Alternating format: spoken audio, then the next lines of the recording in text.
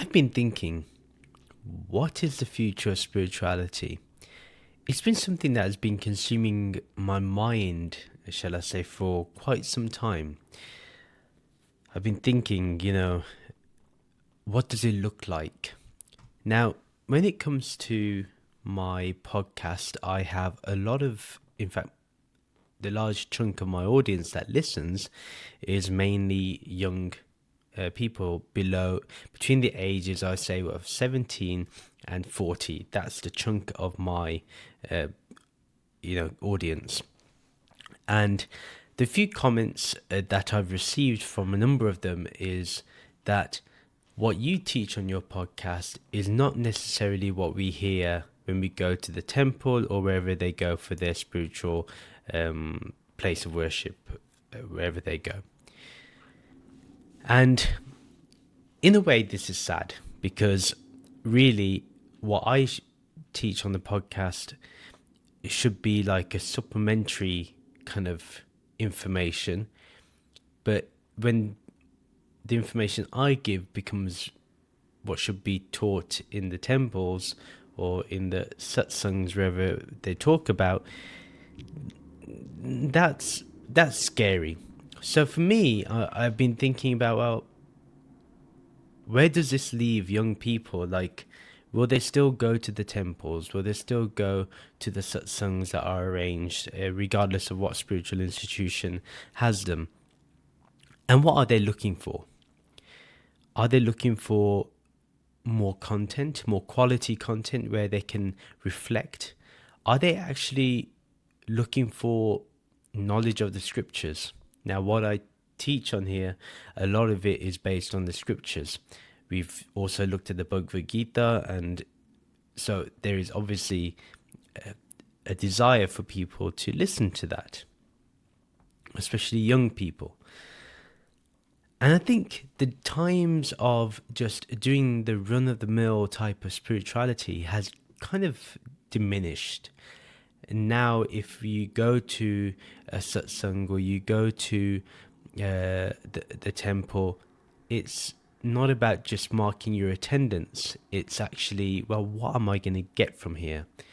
And especially now when our mind is divided in so many different ways. Like, what I mean by that is our attention is going in many directions.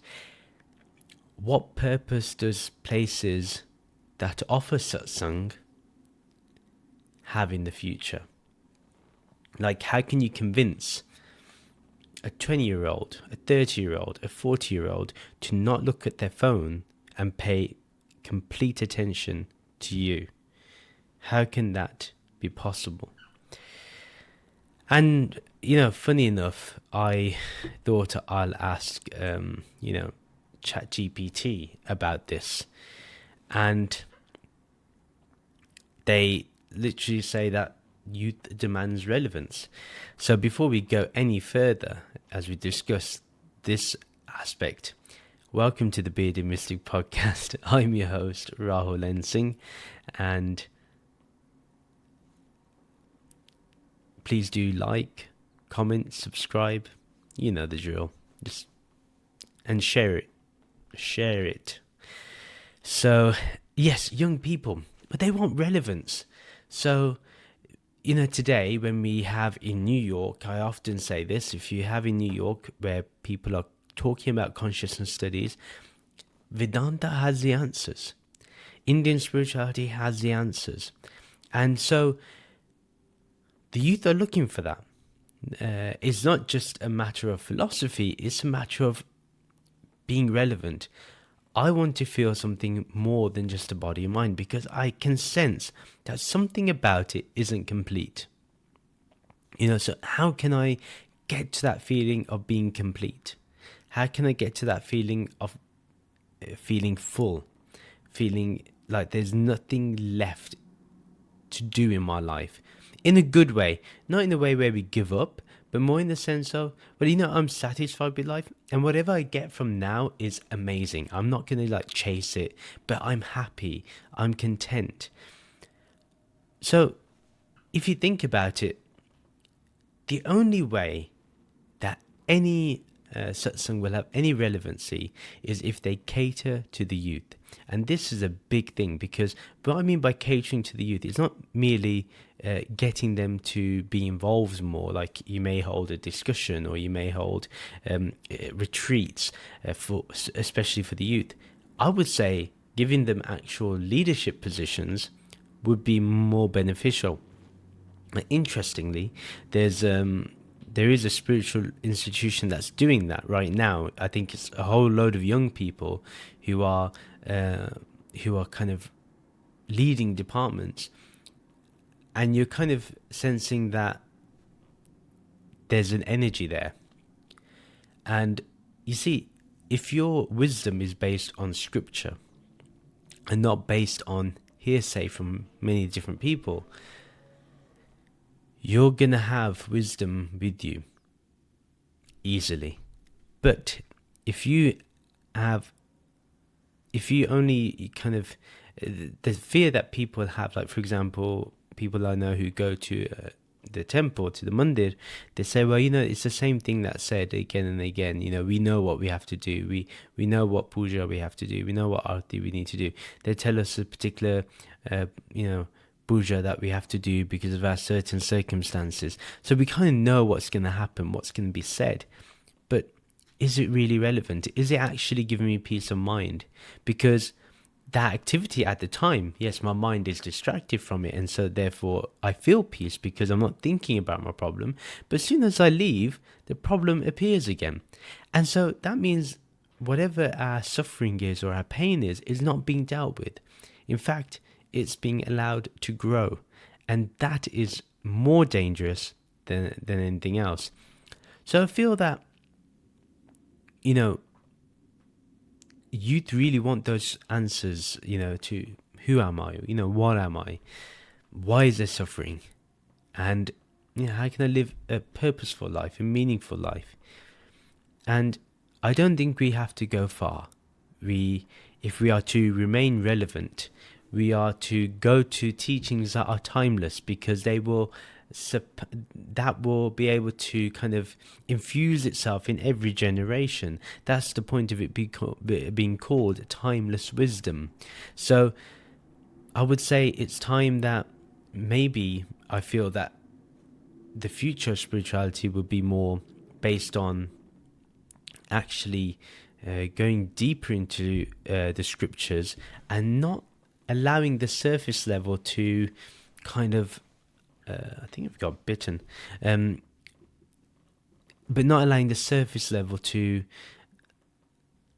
kind of present itself as the depth, if you know what I mean. So we want something deeper. We're not going to settle with what's just said as a nice little headline type of thing.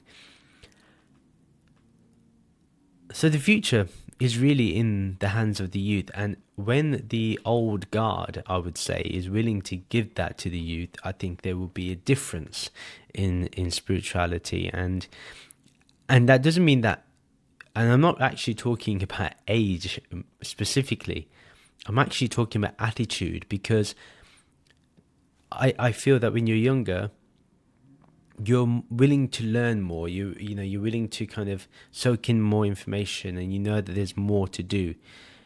I think as you get older, you can become more rigid. I've noticed that creeping with me too, and thankfully I'm able to kind of to get lost. But not everyone will do that. They will become rigid too. So it's really important that we understand that the future of spirituality is in providing depth, but at the most, giving youth that kind of empowerment to drive things forward, to drive initiatives forward. And if you have, for example, you may have a temple, in the temples, in the mandirs, you have committee members, and you'll see that most of the committee members are old people. How are they going to relate to the youth unless they have a young mindset, that they're adapting to the times? Like, how can you guarantee that? And for that, you need to have young people on board to understand those views. You see, the generation gap isn't actually coming from the younger people, it's actually from the older people. And that's what I've found too, that tends to be the case, where the younger people will be willing to learn, but it's the older people that are more like kind of, again, enclosed. And I guess that comes with age, and you want more security and all that type of stuff. So it makes sense, but it's not what is going to allow, satsangs or any spiritual institution or the mandirs to grow and remain relevant. So I think that will be important for sure, and I think it's, and the most important thing, if I must say, is that direct experience is what matters the most. And if that is not offered, then nobody really is going to care about what you say or teach or present. I hope that through my podcast that there is at least a sense that you can experience Brahman, you can experience the divine, you can experience what this ultimate reality is when we talk about it, when we talk about it being formless, when we talk about it being awareness, and when we say that, be aware of awareness, or rest in formless awareness, be aware of formless awareness. I hope that all these little reminders that we give, they bring you back to your true self. And so when you come back to your true self, you want to remain in that more and more, because the taste of that is something that once you've tried it, you can't let it go. You want that moment to become eternal, and that can happen, and that does happen, and it is happening. And this is what I feel, if any spiritual institution wants to last for the future, because you got AI coming up, and trust me, AI could possibly replace gurus, and I think that's scary. In fact, that's one thing I am totally not for. Like, I believe, yes, AI can help you, but no way can it replace the spiritual transmission that a guru can give you. I have benefited so much from having a guru that can personally bless me, and I don't think that can ever be replaced. So, but that only is there because I felt the direct experience of the divine when I was with my guru. And I think or when I'm with my guru, and even now when the guru is not even physical present in this location, regardless, one can still connect to it. But that only happens when we have the direct experience, and the direct experience is the most important thing. So that's really what I fundamentally wanted to say today, and I hope I've presented my views clearly. But tell me, what do you think? What is the future of spiritual institutions? How can they remain relevant? And is there anything you agree or disagree with me on, or a point that I didn't think about, maybe I could talk about in a future episode? Let me know. Okay. Thank you very much for listening. Take care. Namaste.